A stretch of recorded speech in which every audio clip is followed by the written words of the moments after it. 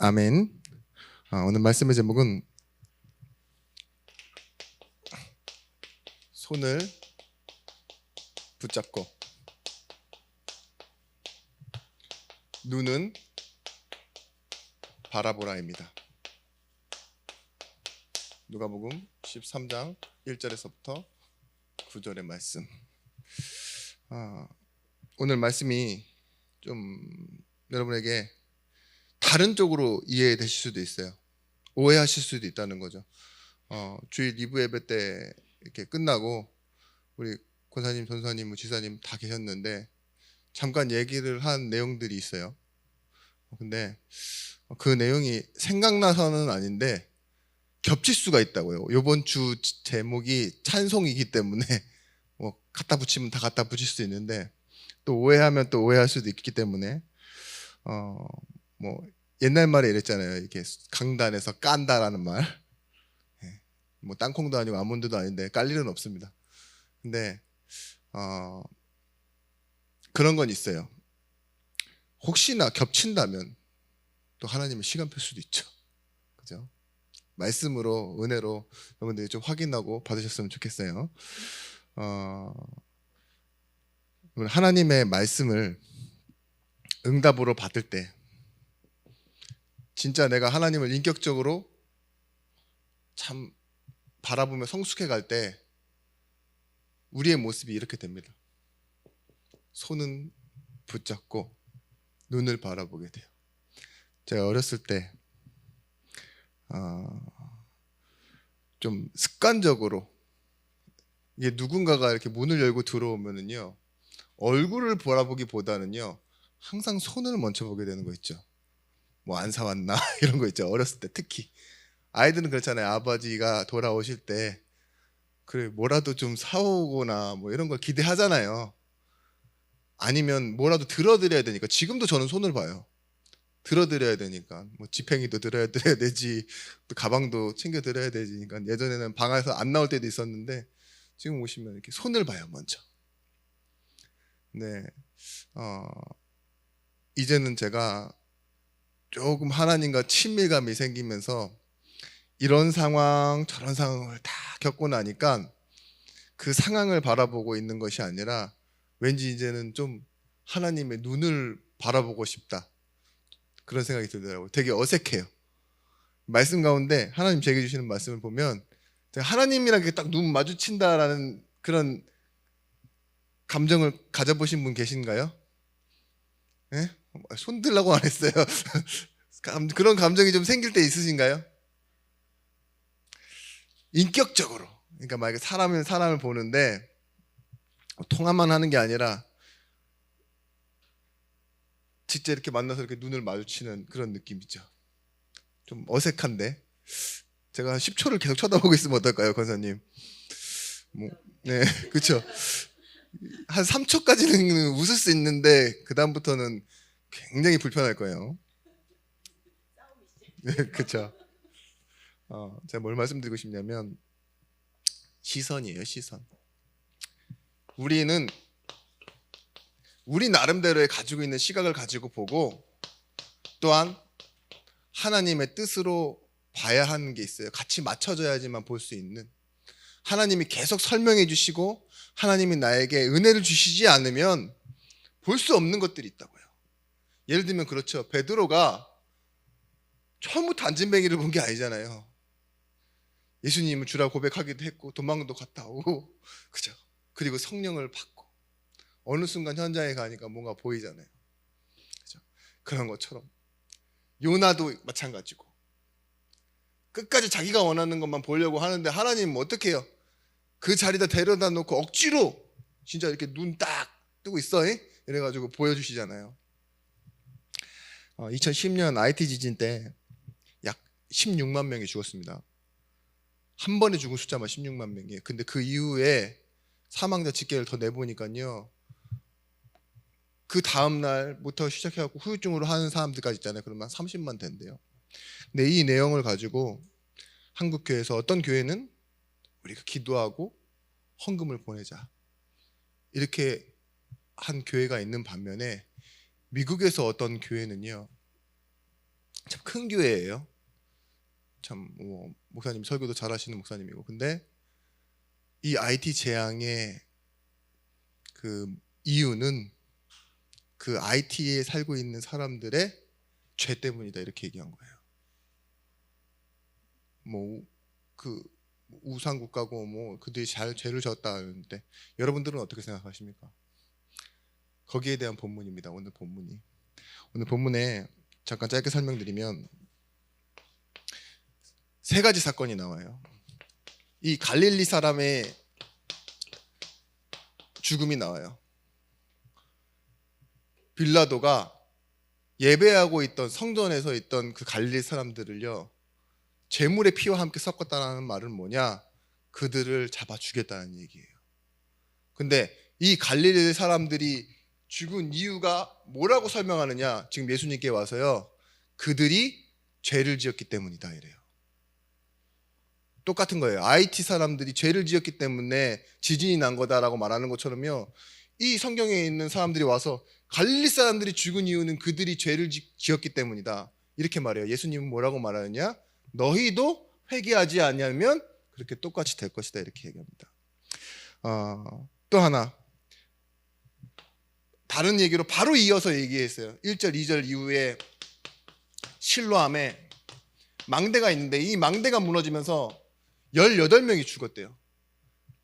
근데 그 망대가 부서져서 죽은 사건도 뭐라고 얘기하느냐? 그들의 죄 때문에 그들이 재앙을 당한 거라고. 예수님이 답을 뭐라고 주는 줄 아십니까? 똑같이 말씀하십니다. 너희도 회개하지 아니하면 이처럼 재앙을 당할 것이다. 그러면서 오늘 마지막 절까지 나오는 게 뭐냐? 3년 동안 열매 없는 무화과 나무, 이건 어떻게 해야 되느냐? 마찬가지예요. 찍어버리라. 어찌 땅만 버리게 하겠느냐? 대답하여 이르되 금년에도 그대로 두서 내가 두루 파고 거름을 주리니 이후에 만일 열매가 나면 좋거니와 그렇지 않으면 찍어버리소서 하였다. 우리는 이렇게요, 우리가 볼 수 있는 것만 본다고요. 뭘 설명하고 싶냐? 재난, 재앙 이런 걸 당하는 게 남의 죄를 판단하는 거예요. 우리가 이유를 판단해서 그렇다라고 생각하는 겁니다. 그런데 여기서 예수님이 하시는 말씀은 회개했느냐 이거예요. 우리가 아는 회개가 뭐죠? 즉시 방향을 돌이킨다라는 의미고, 회개라는 본질은 뭐예요? 올바른 방향을 걸어가고 있느냐 이 소리예요. 그리고 그 방향을 걸어갈 때 그 목적지에서 하나님이 받아주시느냐도 되게 중요한 겁니다. 예수님이 하시는 이 의미는 뭐냐? 너희가 전혀 복음과 상관없는 다른 곳으로 걸어가면 그런 일은 얼마든지 일어날 수 있다 이거예요. 근데 우리는 뭐라고 생각해요? 누구의 원인, 누구의 시작 때문에 그렇게 됐다. 근데 우리는 뭐예요? 얼마든지 망대가 무너지는 사고를 당할 수도 있고요. 그렇죠? 그 자리에 같이 있었으면요, 눈에 띄면 그런 사고도 당할 수 있어요. 그런데 뭐예요? 죄를 지어서 당하는 것처럼 보이나 회개를 안 해서 그런 사고를 당한다? 그런 뜻이 아니에요. 회개를 하고도 스데반처럼 돌 맞을 수도 있어요. 올바른 길을 가다가도. 정말 원하시는 건 뭘까요? 이 차이를 말하는 거예요. 시각. 너는 네가 보는 것만 보지 하나님이신 예수님이 보는 걸 보지 못하는 거예요. 교회가 이렇게 되면 안 됩니다. 옳은 일을 구제를 하고 헌신을 하는 것도 맞는 거고, 그들의 죄 때문에 그들이 벌을 받았다라고 말하는 것도 틀린 건 아니에요. 근데 그들의 선택이 그게 끝인 것처럼 보면 안 된다니까요. 하나님은 이 일을 어떻게 끌어가시나 이걸 보는 겁니다. 우리도 마찬가지예요. 왜 이런 일이 가 아니라 우리가 항상 질문하고 기도해야 될 것이 뭐냐? 하나님 앞에서요.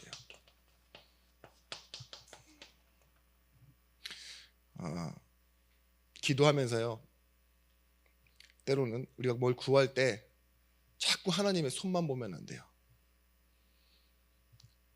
손을 내가 왜 본다 그러냐? 역사에서 일하시는 분이 있거든요.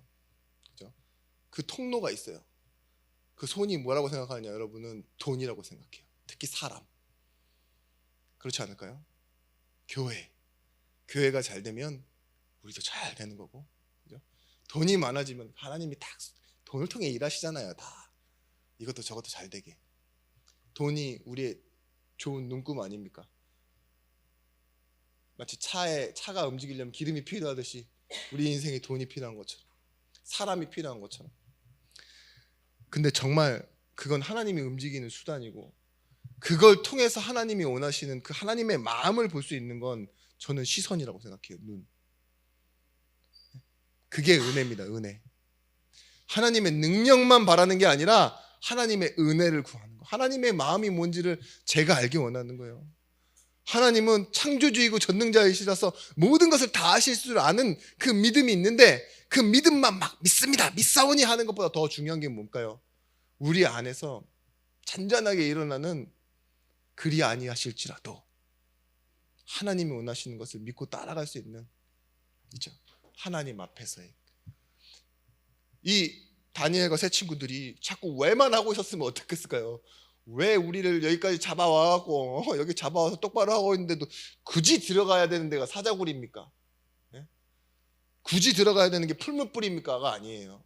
끝까지 하나님 앞에 있어요. 뭘 못해서가 아니잖아요. 오히려 하나님의 능력이 나타나지. 여러분, 판단하지 말라는 게 회개하지 않으면 망한다가 아니라 시선, 이 시각을 가지고 가라는 겁니다. 그래서 바울은 이렇게 얘기했습니다. 복음의 넓이, 이걸 가져라 했어요. 하나님께서 뭘 가지고 넓히시느냐? 우리에게 한 번의 사건이 아닌 지평을 넓히세요. 계속 볼 수 있는, 그게 믿음입니다. 바울이 옥중서신 에베소서죠. 여기서 다시는 돌아갈 수 없는 이 에베소를 향해 편지하는 겁니다. 아마 죽음을 예견한 것 같아요. 그럼에도 불구하고 마지막 편지에 가장 많았던 내용이 뭐라고요? 문장? 주 안에서. 1장에 11절까지 나오는데 10번이 나온다니까요. 4장까지 40번 가까이 나오잖아요. 어떻게 그럴 수 있습니까? 그리고 뭐 하죠? 찬송하리로다. 감옥에 있는 바울이요. 근데 우리가 이 한 단락에 바울이 살았던 그 시절만 보면 안 돼요. 바울은 원래 어떤 사람이었죠? 바리새인, 그쵸? 유대인, 율법자. 사두개인과 바리새인을 말씀드렸잖아요. 사두개인은 원래 제사장 가문이고, 이 제사장 가문을 견제하기 위해서 독이 올라 있는 로얄 패밀리가 바리새인이라고요. 성경으로는 지식으로는 사두개인을 넘어서요. 제사장 가문을 넘어설 만큼, 그만큼 대단한 사람들, 로마 시민권을 가지고, 그죠? 율법학자가 됐는데 예수 믿는 사람 잡아 죽여도 좋다라는 그 라이센스를 가지고 잡아 죽이러 가던 그가 지금 뭐예요? 이방인과 함께하는,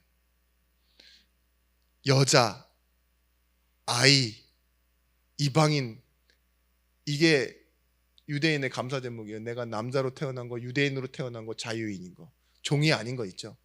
이것에 대한 감사가 전부인 유대인들 앞에서요, 이방인의 사도로. 또한 이 여자들과 함께 뭐하죠? 세계복음화잖아요.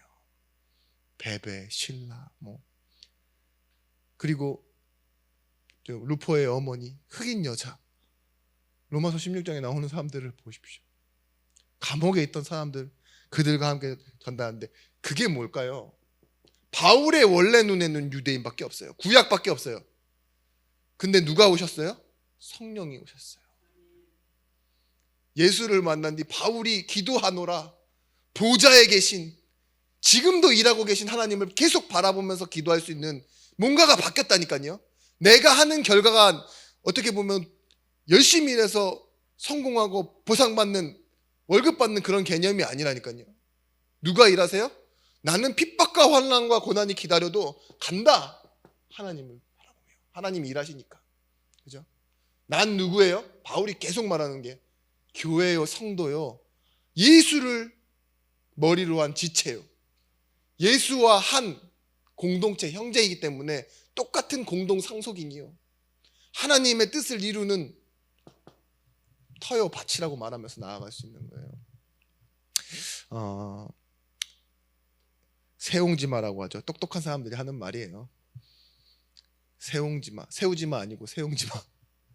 네, 뭐 똑똑한 사람들이 하는 말이 아니라 시야가 넓은 사람들이 하는 말입니다. 왜냐?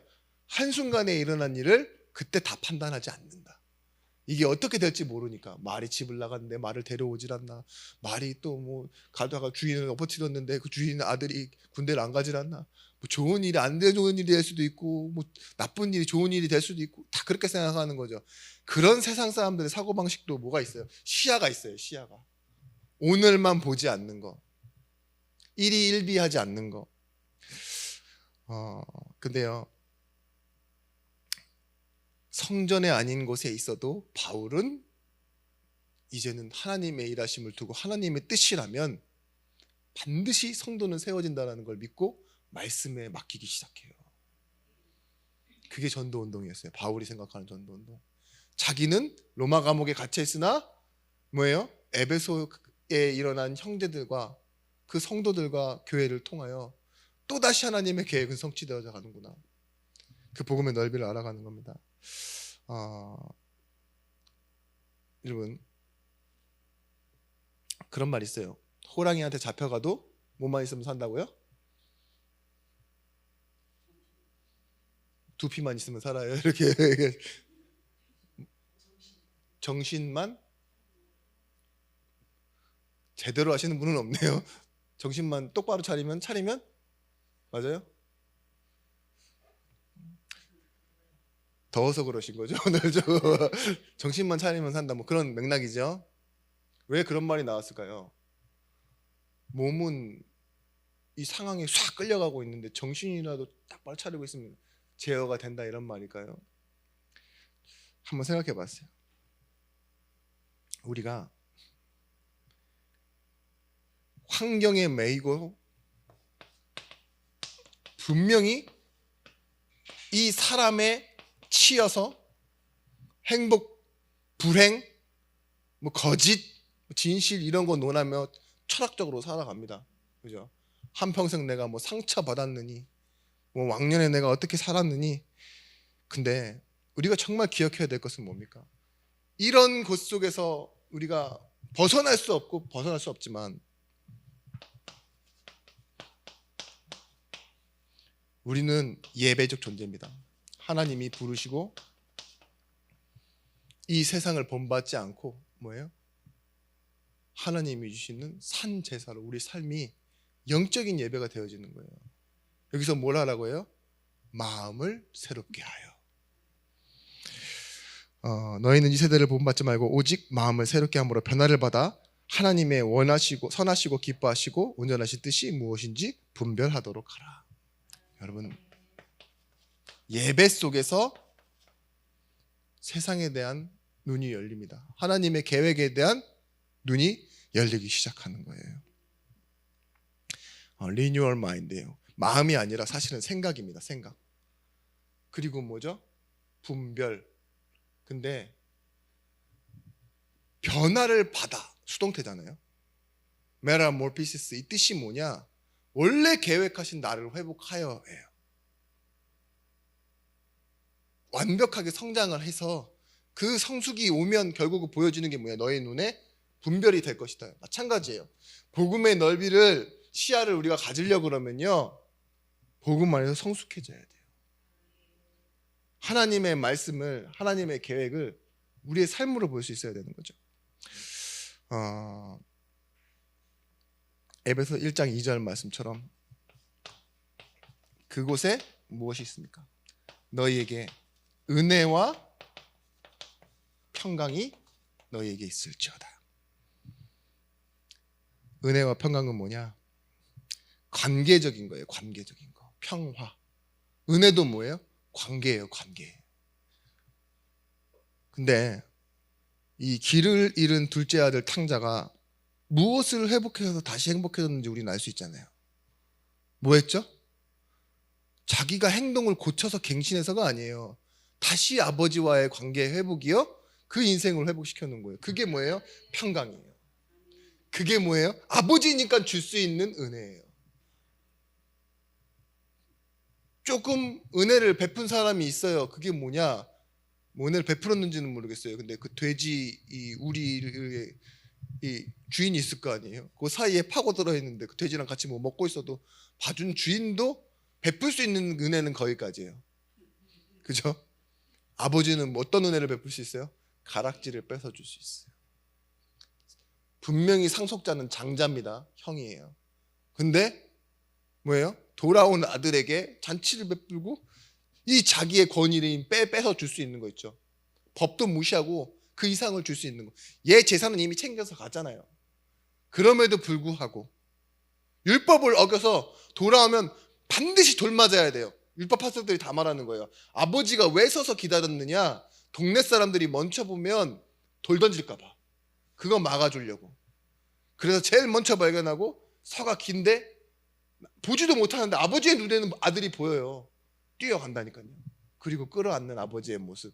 예화인데 아주 되게 디테일하죠. 분명히 예수님도 예라고 했어요. 실제 얘기가 아닙니다. 근데 뭐예요? 하나님요, 은혜와 평강, 관계 속에서 일어나는 일들입니다. 은혜와 평강은 원인과 결과가 아니에요. 인과율이 아니라고요. 누가 뭘 해서 누가 뭐 못해서가 아니에요. 원래 주어져 있는 거예요. 회복할 것, 은혜와 평강. 우리가 알고 있는 이 마태복음 5장에 나와 있는 이 산상수훈의 복은 무엇입니까? 의에 줄이고 뭐 심령이 가난하고 애통한 자, 온유한 자. 근데요, 답은 하나예요. 답은 하나. 여러 가지 속에 부족함과 슬픔이 있는, 긍휼히 여겨야지만 하는 그런 상황 속에 있는 그런 것이지만 답은 하나입니다. 하나님이 필요한 자. 하나님이 필요한 사람.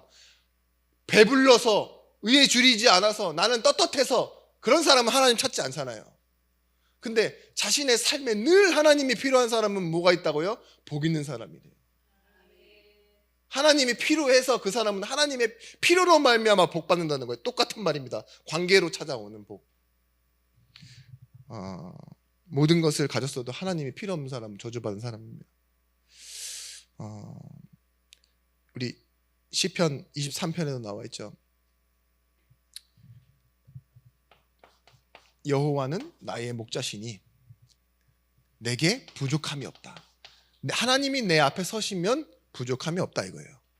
그죠? 나를 이끌어 가시면. 근데 마지막 절 23장 6절 말씀은 뭐예요? 주의 선하심과 인자하심이 반드시 나를 따르리니. 앞에는 주가 가시고 뒤에는 뭐예요? 그 선하심과 인자하심, 지치지 않는, 나를 포기하지 않는 그 하나님의 의지와 뜻이 나를 따라온다고요. 나를 포기하지 않으시는 하나님이 나를 반드시 찾아내시고 원수 앞에서도 상을 차려주시는 하나님, 그 하나님이 나를 이끌어가고 계신다. 이게 다윗이 가진 시야였어요. 우리가 알고 있는 이 시편 23편은 뭐였죠? 어려움 당할 때 쓴 시입니다. 그렇기 때문에 자기는 더 이상 원하는 게 없대요. 여러분, 찬송가 191장에 제가 좋아하는 찬양이에요. 내가 매일 기쁘게. 제목인데 항상 기쁘게 살지 않아요. 저 지금 담 걸려갖고 이틀 동안 거의 일어나지도 못하고 살았어요. 진짜 매일 죽겠더라고요. 매일 죽겠어요. 밥 먹고 누워있는데도. 이게 담이 아니라 목이, 이제 제가 한번 엑스레이 찍어보니까 완벽한 일자목인데 거기에 신경이 구멍이 다 작아져 있었던 걸 제가 기억했어요. 그래서 막 목을 막 폼롤러로 풀고 이래가지고 했는데, 뭐 괜히 쓸데없는 TMI 했습니다. 근데 좁은 길을 걸으며 밤낮 기뻐하는 것 주의 영이 함께함이라. 나와 동행하시고 뭐든 염려하시니 나는 숲의 새와 같이 기쁘다. 이게 좀 감동이 안 되시나? 좁은 길을 걸으면서도 밤낮 기뻐하는 것 주의 영이 함께함이라. 여러분 사무엘상 23장 24절 말씀에 제가 이 부분은 처음 봤어요. 사무엘상 23장 14절 말씀. 다윗이 광야에 요새도 있었고 또 십광야 산골에서도 머물렀으므로 사울이 매일 찾되 하나님이 그를 그의 손에 넘기지 아니하시니라. 뭐라고요? 광야의 요새에서도 있었고 십광야의 산골에서도 머물렀는데 사울이 매일 다윗을 찾았는데 하나님이 손에 넘겨주시지 않았대요. 사울 손에. 그런데 왜?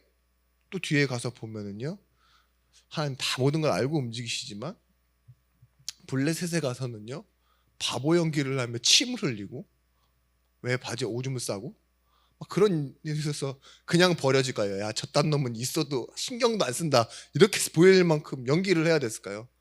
슬픈 사람이죠. 가족들한테도 버림받고 다윗의 가정이 화목한 가정이 아니었나 봐요. 어딜 봐도 바울은 버림받은 얘기만 나와요. 가족 얘기에 대해서는. 그리고 사울 왕 장인이 아내가 미갈이 자기를 뭐예요? 버렸다고 말하잖아요. 신기한 건 처남인가요?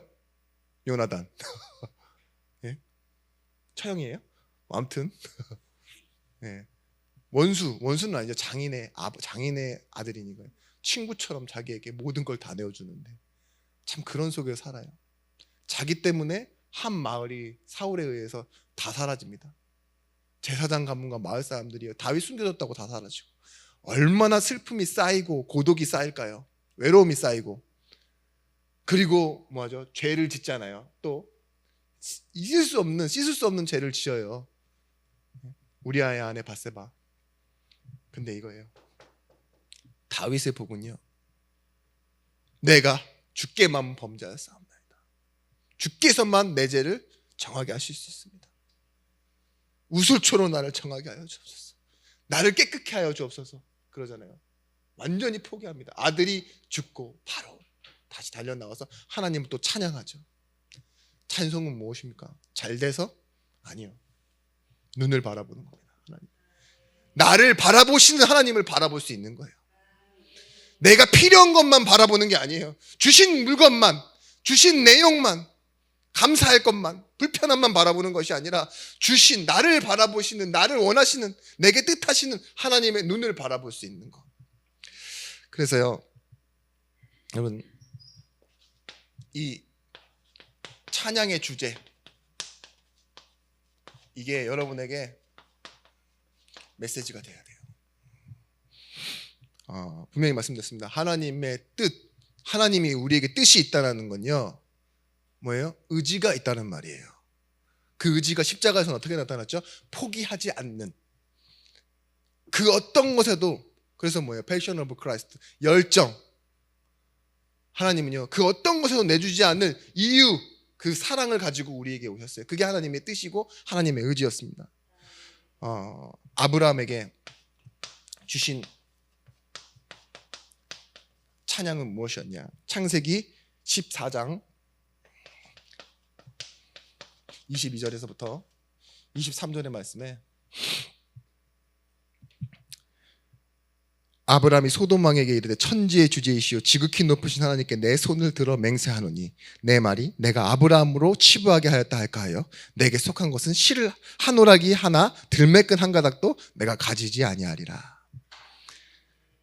보십시오. 주일 말씀처럼 아브라함에게요 뭐가 생겼어요? 드디어 하나님을 볼 수 있는 눈금이 생긴 거예요. 자기가 잘못해도 바로왕을 혼내세요. 저 바로왕, 저 이집트의 신보다 우리 하나님이 더 높구나. 그걸 아는 거예요. 눈금이 생긴 거예요. 점점 더 시선이 뭐예요? 시각이 하나님을 더 높게 보기 시작했어요. 오늘도 뭐예요? 소돔 왕. 야, 우리 하나님은 이집트의 애굽의 신도 이기신 하나님인데 소돔 왕 주제에 너에게는 실 한 오락이도 내가 안 맞는다. 내 자존심이다. 그죠? 들매끈 하나 내가 너한테 가져가지 않겠다. 네가 나를 부자 만들었다고 치부할 거냐? 아니다. 하나님이 주신다. 내 것은. 그게 찬양이에요. 그냥 아무것도 아닌 것 같죠. 근데 이게 메시지니까 찬양이 되어질 수 있다니까요. 야곱이요, 아브라함의 아들 야곱,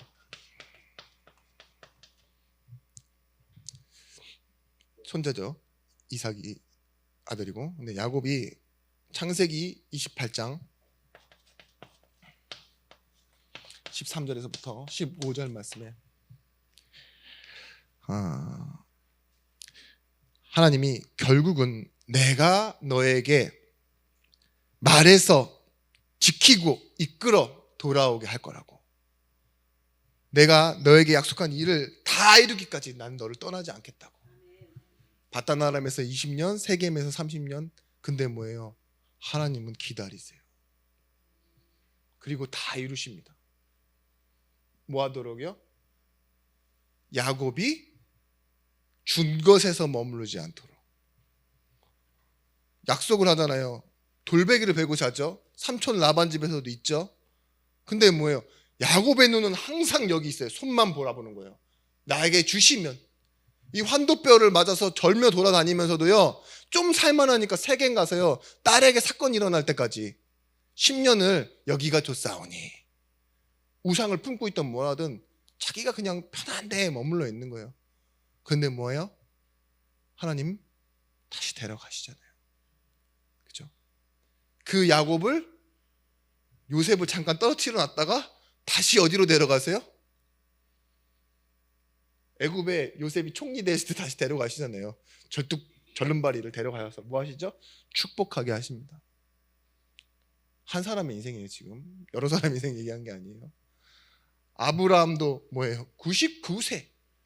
이제 이스마엘이 중학생이 됐다니까요. 근데도 뭐예요? 다시 나타나서 하는 말. 나는 전능한 하나님이라. 네가 내 말을 듣지 않았어도 나는 내 말을 이룰 거야. 그렇죠? 네가 원인이 아니다. 내가 원인이다. 하나님이 원인이 되시고 하나님이 이유가 되시는 것, 그게 구원이고 그게 창조고 그게 하나님의 방법입니다. 하나만 더, 한 명 더. 이 요나를 좀 생각해 봤어요. 왜 굳이 가기 싫다는 요나를 그렇게까지 몰아붙이셔서 데려가시는지. 그죠?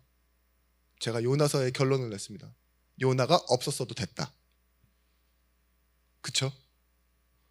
일주일 돌아야 될 거리를 반나절만 돌고 오는 멍청한 요나, 나쁜 요나. 그죠?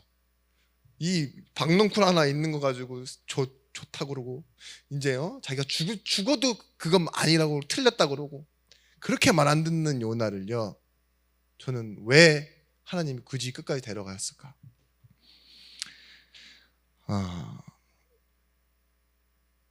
전도와 선교입니다.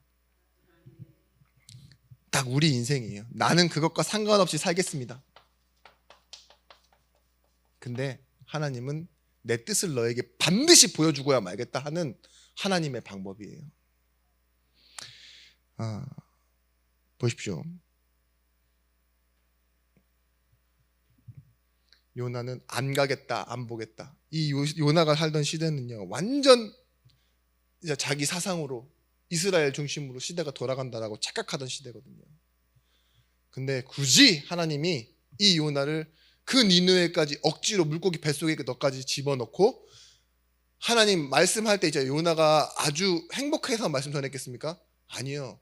그냥 어디 광고하듯이 있잖아요.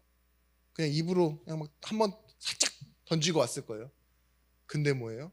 가축까지도 회개했대요. 왕이 회개했대요. 그런 일이 일어나는 거 보면서 뭘 느꼈을까요? 하나님이 하시는 걸 보여준 것 뿐이에요. 이곳에 하나님 계획이 있었다. 이곳에 하나님의 뜻하심이 있었다. 그리고 하나님이 일하셔서 다 바꿔놓으셨다. 우리의 전도와 선교가 그런 겁니다. 내가 하는 게 아니에요. 하나님이 하시는 겁니다. 이게 우리의 찬양이 돼야 되고 우리의 메시지가 되어져야 되는 겁니다. 여러분, 그래서요, 여러분에게 늘 있어야 될 찬송의 주제, 원인 되신 분이 주인 되십니다. 꼭 여러분 인생에 고백되셔야 돼요. 원인이신 분이 주인이신 분이에요. 그래서 늘 가까이에 있는 현장을 여러분 보셔야 돼요. 여기에 하나님 계획이 있어요. 베드로가 예루살렘 사역 그리고 성전 뿐만 아니라 바울과 함께 신라와 함께 사역하는 거 보였죠. 안진뱅이를 만날 때 보십시오. 40년 안진뱅이를 만나는데요, 내게 있는 것이 확인되어졌어요. 내게 주노니 줄 수 있는 것 있죠. 성령이 함께 하심을 통해 그 안진뱅이가 찬양하며 성전으로 뛰어가고 자기 옆에 서는 걸 봤어요. 제자운동도 봤습니다. 그리고 사도행전을 문을 열었던 사람이 뭐예요? 베드로예요. 근데 다 어디예요? 자신의 터전이었어요. 그렇죠? 갈릴리 사람이 아니더냐 하는 그 무시하는 아는 사람들 사이에서요, 무엇이 일어났어요? 말씀과 찬양이 일어났다고요. 그래서 늘 가까이에 있던 현장을 여러분 보셔야 됩니다. 그리고 응답의 시간표. 응답 시간표. 다른 게 아닙니다. 이 응답 시간표는 잘 되는 시간표를 말하는 게 아니에요. 이 시간표예요. 하나님이 원하시는 것과 내가 원하는 것이 같아지는 시간표. 하나님 그때까지 여러분들을 계속 이끌어 가시는 거예요. 그리고 시편 121편 4절 말씀에 이스라엘을 지키시는 이는 졸지도 아니하시고 주무시지도 아니하시리로다. 우리는 그래서요, 언제든지 기도하고 언제든지 예배하고 언제든지 힘을 얻을 수 있는 사람들입니다. 여러분, 하나님이 이스라엘을 출애굽시킨 사건이요, 역사적인 독립된 사건이죠. 가나안으로 가는 시작이었고요. 근데 그 안에 있을 때는 절대 빠져나올 수 없는 불가능의 상태예요. 오죽하면 바로가 야, 너희들 아들 낳았으면 아들은 다 죽여 이러면요, 영락없이 그냥 힘없이 빼앗기는 거예요. 아들 죽여. 그렇죠? 그 가운데 태어난 사람이 누구예요? 모세잖아요. 우리가 그렇다니까요. 우리가 돈 없으면 뭐 못하는 시대가 돼버렸어요. 그죠? 뭐 배운 게 없고 아는 게 없고 뭐 나이가 들고 뭐 이러면요, 아무것도 할 수 없어요. 정치적 상황, 우리가 걸어왔던 길, 이 주변 정리가 할 수가 없어요. 이제는 이사를 마음대로 갑니까? 일을 뭐 새로 배웁니까? 건강이 제대로 있습니까? 이제는 내 이미지, 나도 내가 잘 몰라요. 어제 분명히 기억해야지 해놓고서 오늘 다 까먹었잖아요, 이미. 그렇죠? 내가 원하는 대로 살 수도 없는 이런 때. 그런데요, 무엇이 우리를 이끌어 가느냐? 원인 되신 분이 주인 되실 때예요. 출애굽기 3장 18절. 말씀하신 것을 따라가니까 6월절 어린 양의 피 바르는 그날 430년에 잊어버린 시간도 깨어지기 시작합니다. 거기서 새로운 출발점이 만들어지기 시작하는 거예요. 보라예요. 보라.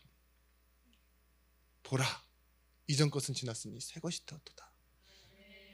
오늘날 너희를 위하여 싸우시는 구원을 보라. 처녀가 잉타하여 아들을 낳으리니. 뭐라고요? 보는 거예요. 하나님이 원하시는 것, 말씀이 성취되어지는 것, 그 시간표의 끝을 보는 겁니다. 내가 크고 비밀한 일들을 보여주리라. 하나님께서 약속하신 겁니다. 여러분, 하나만 하십시오. 우리는 복음 중심, 이걸 가지고 초점을 삼고 하나님 말씀에 순종하는 거예요. 반대가 뭐냐? 복음 중심 모르고 불순종하는 거, 하나님의 뜻을 모르는 겁니다. 하나님의 뜻을 아는 사람은요, 복음 중심으로 순종해 가는데, 고린도전서 6장 2절, 고린도후서 6장 2절 말씀이 전서와 후서 다를 뿐 똑같습니다. 6장 2절 말씀, 성도가 세상을 판단할 것은 너희가 알지 못하느냐? 세상도 너희 판단을 받겠거는 지극히 작은 일 판단하기를 감당하지 못하겠느냐? 고린도 후서입니다. 이르시되 내가 은혜 베풀 때에 너에게 듣고 구원의 날에 너를 도왔다 하였으니 보라 지금은 은혜 받을 만한 때요 보라 지금은 구원의 날이로다. 뭘 말씀드리고 싶냐? 누가 판단할 게 없냐? 다 판단할 수 있고 판단받을 수도 있다. 근데 보라, 지금은 어떤 때냐? 판단할 때가 아니라 보라, 은혜 받을 때요.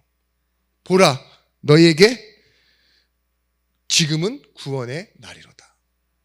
판단하는 시간표를 사실 겁니까? 아니면 은혜와 구원의 날을 사실 겁니까? 같이 있습니다. 우리는 은혜와 구원의 날을 사는 겁니다.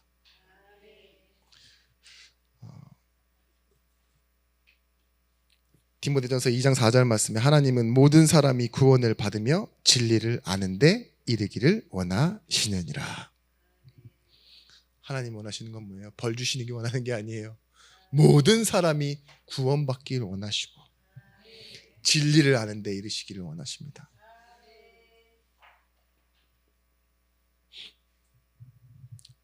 오늘 돌아가셔서 하나님의 눈을 바라보는 어색한 시간이 시작되시길, 그리고 참 감사함이 회복되어지는 응답의 시간이 되시길 예수 그리스도의 이름으로 축원합니다.